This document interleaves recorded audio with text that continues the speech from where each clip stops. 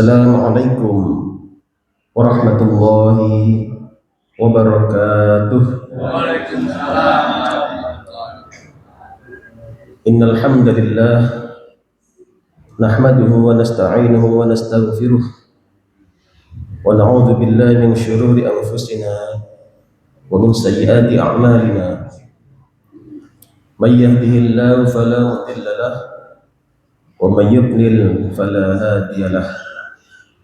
Asyhadu an la ilaha illallah wahdahu la syarika lah. Iyyahu na'budu wa iyyahu nasta'in. Asyhadu anna Muhammadan 'abduhu wa rasuluh al-mab'uts rahmatan lil 'alamin. Allahumma fashalli wa sallim wa karrim 'ala Muhammadin khatamul anbiya'i wal mursalin imamil muttaqin sayyidul huri muhajjalin wa 'ala alihi wa sahbihi ajma'in. Amma ba'd, fayal hadirun usikum wa iyaya bitaqwallah wa ta'atihi la'allakum tuflihun. Allahumma la sahla illa ma ja'altahu sahla wa anta taj'al hasna idza syi'ta sahla. Amma ba'd. Hadirin, kuliah subuh kali ini berangkat dari atensi pertanyaan dari jamaah. Sebagaimana kami sampaikan, kalau tidak ada pertanyaan, kita akan lanjutkan seri kajian Riyadhus Shalihin. Tapi ketika ada pertanyaan, kita jeda dulu untuk kita respon pertanyaan. Pertanyaannya adalah terkait tentang KDRT. KDRT. Apa KDRT itu? Kekerasan dalam rumah tangga. Hadirin, apakah KDRT itu dibolehkan? Jawabannya jelas tidak boleh. Jelas tidak boleh. KDRT jelas tidak boleh. Paling tidak dalam pandangan Islam, KDRT adalah kedzaliman. KDRT adalah sebuah kedzaliman. Sedangkan dalam pandangan hukum positif, KDRT itu paling tidak melanggar ketentuan undang-undang. Saya mencatat di sini Undang-Undang Nomor 23 Tahun 2004 tentang penghapusan kekerasan dalam rumah tangga. Artinya orang yang KDRT yang melakukan kekerasan dalam rumah tangga itu diancam tidak hanya hukuman dosa dalam arti mendapatkan murka Allah, tapi juga dia terancam hukum positif, bisa dilakukan pemidanaan gara-gara KDRT. Tentu kita tidak ada yang berpikir seperti itu. Nah, permasalahan KDRT ini, hadirin, sebenarnya dari mana asalnya? Apa yang jadi sebab terjadinya KDRT? Itu yang mungkin coba kita ulas lebih dalam dengan harapan mereka yang selama ini menyelesaikan masalahnya dengan KDRT, semoga Allah berikan hidayah dan tidak lagi melakukan KDRT. Sedangkan mereka yang belum pernah KDRT, semoga tidak ada rencana untuk KDRT. Hadirin, ada beberapa prinsip yang perlu diketahui. Pertama adalah terkait tentang tujuan pernikahan. Tujuan pernikahan. Menurut panjenengan apa tujuan pernikahan itu? Tujuan pernikahan itu apa kira-kira? Dalam ibadah, masya Allah. Ada lagi yang lain? Lagu A? Hadirin, dalam kehidupan kita semuanya punya target-target kehidupan yang sering kita baca dalam doa. Salah satunya adalah Rabbana atina fid dunya hasanah wa fil akhirati hasanah wa qina adzabannar. Ini adalah target kehidupan. Siapapun kita, laki, perempuan, tua, muda, besar, kecil, berpangkat atau sama sekali tidak punya apa-apa, tujuannya harusnya adalah sama, yakni fid dunya hasanah wa fil akhirati hasanah wa qina adzabannar. Dunia mendapatkan kebahagiaan, akhirat juga bahagia, terhindar dari neraka. Hadirin, ibarat perjalanan, ibarat kita berjalan, semestinya semakin hari harusnya semakin dekat dengan tujuan. Betul. Kalau misalkan panjenengan berjalan dari sini ke pasar misalkan, kira-kira butuh waktu setengah jam ya ke pasar. Nah sampai. Mestinya semakin lama perjalanan harusnya semakin dekat pasar, kan begitu? Semakin dekat panjenengan. Maka kalau tujuan kita benar adalah mendapat kebahagiaan dunia, mendapat kebahagiaan akhirat, mestinya hidup kita ini, seluruh aspek kehidupan, seluruh episode kehidupan harusnya ukurannya adalah fid dunya hasanah wa fil akhirati hasanah. Gambarannya ngeten, nek panjenengan gara-gara menikah, misalkan gara-gara menikah menjadi tidak hasanah di dunia dan tidak hasanah di akhirat, kira-kira pernikahannya diteruskan apa libur saja? Gimana? Dan saya ini agak ekstrim bahasanya. Kalau gara-gara menikah justru target kehidupan yang namanya dunia dapat hasanah, wafil akhirati hasanah malah nggak tercapai, kan buat apa diteruskan? Betul? Halo? Orang baru dengan sama ini. Karena targetnya adalah fid dunya hasanah, wafil akhirati hasanah. Saya kasih gambaran begini. Misalkan mau berangkat ke Surabaya, kan? Terus panjenengan kemudian mau dibarengi temannya, Mas, tak barengi ayo. Ternyata beliau tujuannya ke Pasuruan. Kira-kira semakin lama semakin nyampe Surabaya atau semakin jauh? Semakin jauh. Ada sekarang, tapi ada yang masih jawab ini. Ya nanti dulu saat kalau lewat tol kan bisa saat kesana dulu baru kesana. Oh no, Tapi ketika tujuannya nggak sama, itu tidak akan bisa ketemu. Kalau tujuannya yang satu dunia, yang satu ingin mendapatkan akhirat, yang satu hanya dunia, tidak ketemu. Dan KDRT itu berangkat dari tujuan yang berbeda. Ketika nggak sama tujuannya, akan ada masalah terus. Karena nggak sama. Yang satu ngukur misalkan dengan akhirat, kalau sholat itu yang tenang, gitu kan? Kalau sholat itu yang khusyuk. Yang satu mboten, ojo suwe-suwe mau sembahyang ini. Suwe.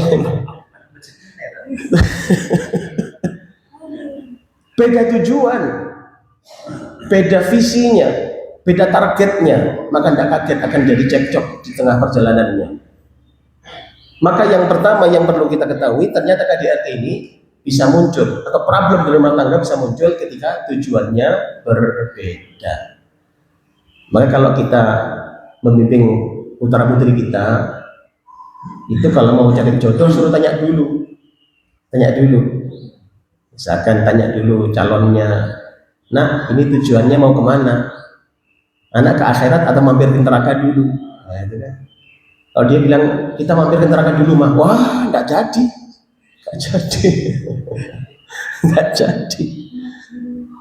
Maka dulu kita dengan pasangan kita semestinya tujuannya sama.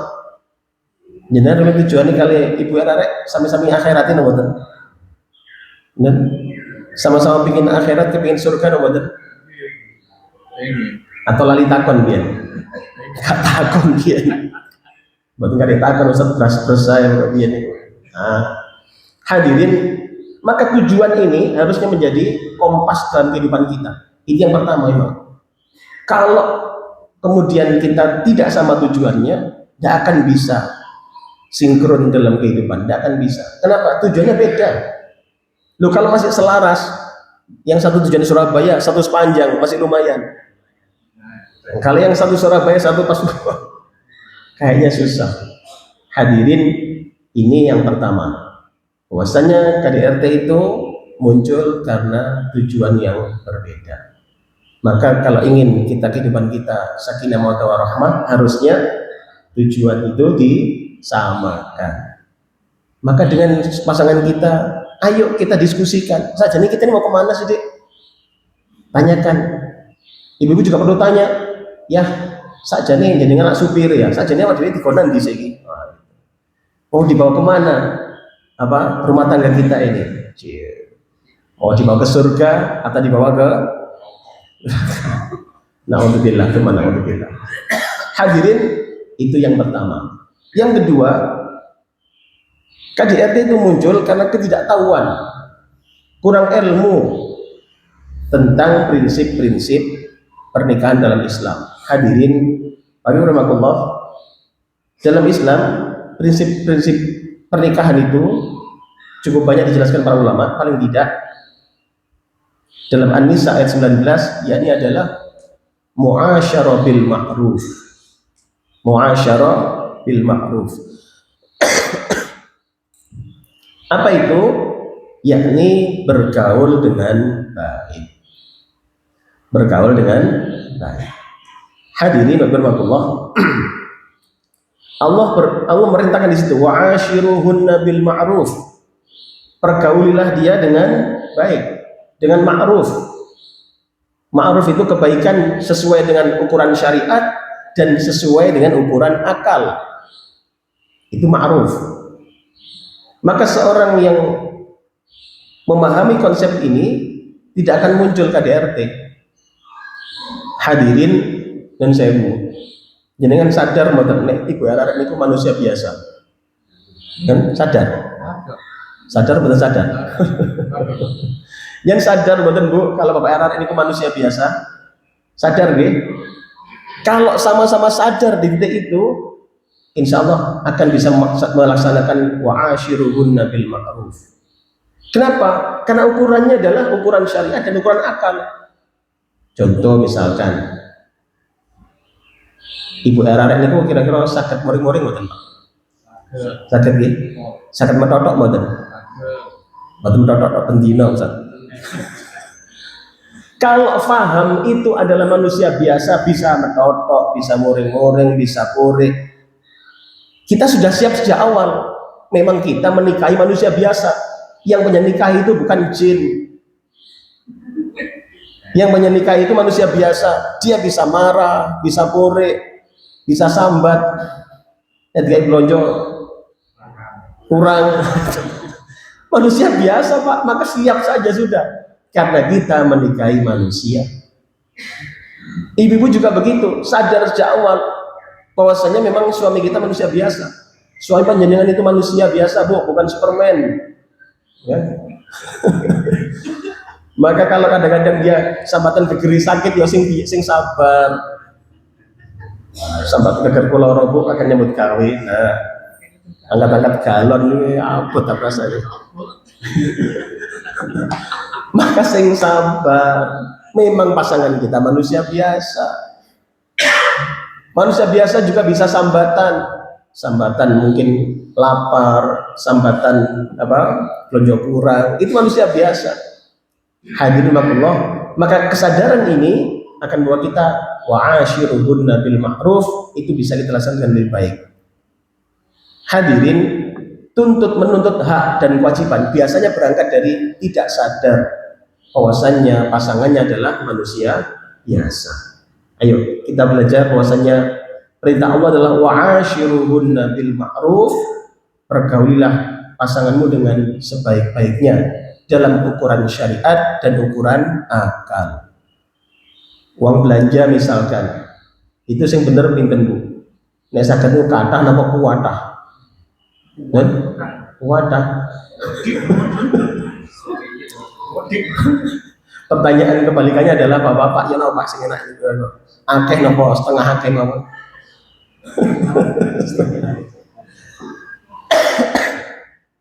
Yang krusial kan gaji misalkan. Sering saya aturkan gaji. Menurut ibu-ibu gaji ini bapaknya Rara ini bener Bu ibu. Diatur nih sedoyo napa separuh mawon? Separuh. Itu menurut ibu-ibu sedoyo ibu, sedoyo. Sekarang itu bapak terus pundi? Bayaran itu sebenarnya diparing nih separuh napa seperapat Pak? Seperapat. Di sini problemnya Pak, ma'asyiruhunna bil ma'ruf. Sadar istri kita juga manusia biasa, butuh pakaian, maka belikan pakaian. Ojo gak ganti-ganti, mulai biar gak ganti-ganti ya. Lo kadang kita nih rodok sembrono, istrinya ditinggali terus, kata diramut, akhirnya diramut. Nah kan, ngono baru muring-muring ngamuk-ngamuk, lah ini gak diramut. Maka gitu, ibu juga begitu Bu, bawa Pak diramut di rumah. Wah, kalau kadang muncul sukarelawan baru untuk rambut susah. Naudzubillah tuh naudzubillah. Balik, ternyata KDRT muncul karena tidak paham prinsip pernikahan dalam Islam yang namanya muasyarah bil ma'ruf. Ada lagi prinsip dalam Islam yaitu adalah mawaddah warahmah. Nah, mawaddah warahmah. Pernah dengar ayatnya Bu? Dalam surat Ar-Rum ayat 21. Allah kan jauh di situ bahwasanya wa min ayatihi an khalaqalakum min anfusikum azwaja litaskunu ilaiha. Terus wa ja'ala bainakum mawaddatan wa rahmah. Hadirin Bapak Ibu rahimakumullah, prinsip pernikahan dalam Islam yang dalam ayat ini adalah mawaddah wa rahmah. Apa itu mawaddah? Dalam ketenangan. Kalau itu yang sakinah, ketenangan. Kalau mawaddah apa? Hadirin, saya tunjukkan beberapa pembahasan mawaddah ini. Di dalam maknanya, dari sisi bahasa, mawaddah itu berangkat dari kata wadda, wudda. Akar kalimat ini melahirkan beberapa makna dasar, yakni mencintai, menyukai, menghendaki kebaikan dan berharap kedekatan. Bentuk-bentuk kata dasar dari mawaddah ini dekat dengan kalimat wudda, yaitu cinta atau kasih, kemudian wadda itu mencintai atau menyukai, sehingga kemudian mawaddah itu kalimat aktif. Kalimat aktif dua-duanya, mawaddah saling mencintai. Jadi mawaddah itu saling mencintai, saling ada cinta kasih yang kuat. Mawaddah bukan sekedar suka dalam hati, tetapi cinta yang memiliki kecenderungan untuk diwujudkan. Hadirin, mawaddah beda dengan mahabbah. Nah, nih. Jadi kan nanti bisa kita koreksi sama-sama. Apakah keluarga kita sudah mawaddah atau masih mahabbah? Beda ternyata. Apa bedanya? Kalau mawaddah, kalau mahabbah itu cinta secara umum saja. Cinta secara umum saja. Tapi mawaddah itu cinta yang lebih tampak pengaruhnya dalam hubungan. Mawaddah itu kelihatan dari perhatiannya. Kelihatan dari apa? Perhatiannya. Kira-kira ibu-ibu merasakan bapaknya Nana itu mahabbah atau mawaddah? Enggak dua-duanya Ustaz. Apa ya tak?